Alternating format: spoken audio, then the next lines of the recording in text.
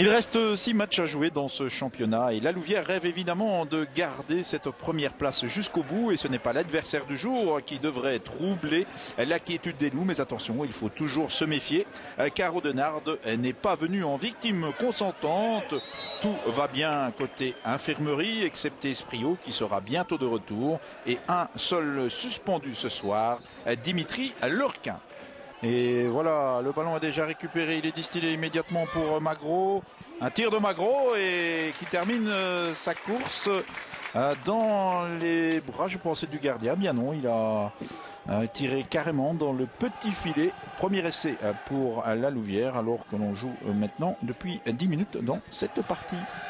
Bombard, un ballon qui malheureusement a du mal là. Ouais, bien joué. Et attention le tir, oh, ça passe juste au-dessus. Bien essayé du côté louviérois avec cet essai de Bombard qui aurait sans doute mérité beaucoup mieux. Mais ce n'est sans doute que partie remise. Zedadzi pour Bombard. Ballon loupé. Ladrière est là, tir de Ladrière en un temps. Et ça passe tout de même loin à côté du but défendu par Eman.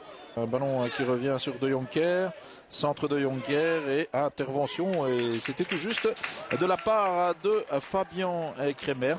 Premier coup de coin de cette seconde période, il est donné par Ladrière, un ballon cette fois repris, oh c'était magnifique, mais malheureusement ça n'a pas fait mouche et c'était un ballon repris par Bonny, me semble-t-il.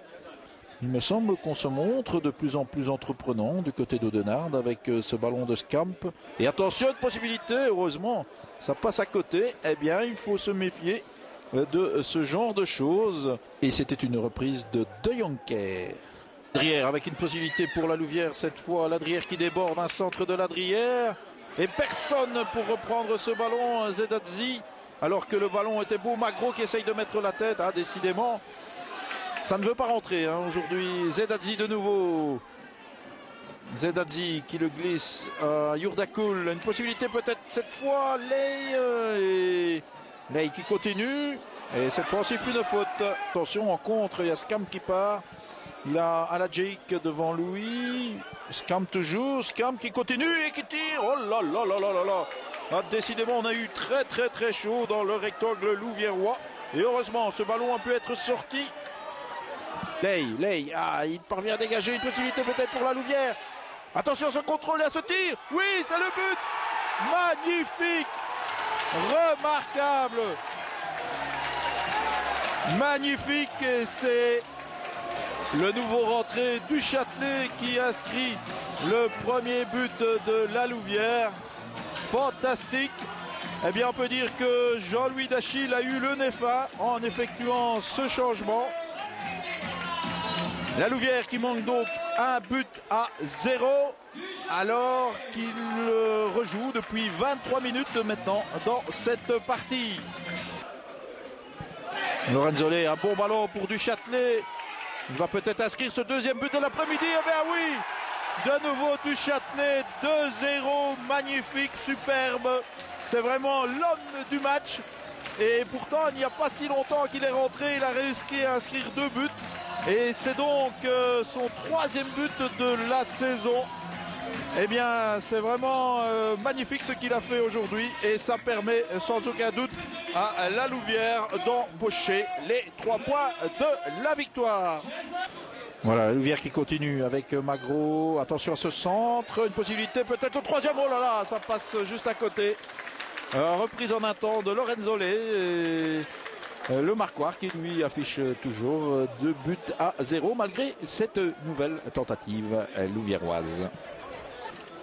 Coup franc de nouveau bien placé pour la Louvière. Magro avec Ladrière et ça passe au-dessus. On restera sans doute là dans cette rencontre. La Louvière qui remporte donc une nouvelle victoire et qui par la même occasion n'est plus qu'à 5 matchs du titre. Mais les prochaines échéances ne seront pas des plus faciles, à commencer dans 15 jours avec un déplacement à Waregem. Jason du Châtelet, le moins qu'on puisse dire, c'est que vous avez fait une entrée remarquable aujourd'hui. Oui, je suis très content. Je ne m'attendais pas à mettre 2 buts aujourd'hui, je voulais en mettre un. C'est l'entrée parfaite, j'étais content de moi. 2 buts vite fait, ça nous a soulagés, je dirais, pour la suite du match. Quoi. Et surtout, ça offre 3 points à votre équipe. Oui, c'est sûr, c'est le plus important, les 3 points, que ce soit moi ou n'importe qui marque, les 3 points étaient importants aujourd'hui. Et en plus ça, on a appris qu'Alost avait perdu, donc c'est impeccable, quoi, parfait. Jean-Louis Dachel, vous avez réussi aujourd'hui à coup de maître en faisant rentrer Jason du Châtelet. Oui, puisqu'il a réalisé les 2 buts qu'on attendait pour délivrer l'équipe. Oui, on peut dire que c'est un changement et il a apporté dans son travail à l'équipe collectivement. Ouais, ça n'a pas été évident, surtout en première période. C'était un peu une domination qu'on peut appeler stérile. Mais je leur ai dit à la mi-temps, on a essayé de jouer au football beaucoup plus qu'eux. Et on a vu des beaux mouvements. Il ne manquait, je pense, à la mi-temps que le but. Et je leur ai dit de rester attentifs, concentrés, disciplinés et d'augmenter encore cette vitesse dans la circulation du ballon. Et on a bien vu qu'à 25 minutes de la fin, Oudenaarde a flanché carrément, physiquement. Et voilà, mais je pense qu'en premier mi-temps, il y avait un bon Lalouvière qui était présent dans les duels, qui était attentif, qui a essayé de jouer au football, qui a essayé de se créer des occasions. Malheureusement, il ne manquait que le but. Que vous a dit l'entraîneur avant que vous ne montiez sur le terrain? Rien, il m'a dit de jouer devant, jouer en pointe, partir dans les trous, profiter de l'espace. Et j'ai fait ça et ça a payé, quoi. Moi, je ne joue pas au pari ou quoi que ce soit. C'est simplement, j'avais dit, il reste 6 matchs. Si on en gagne 5, la certitude mathématique, c'est qu'on devienne champion. On en a déjà gagné 1 ce soir et voilà, on sait ce qu'il nous reste à faire.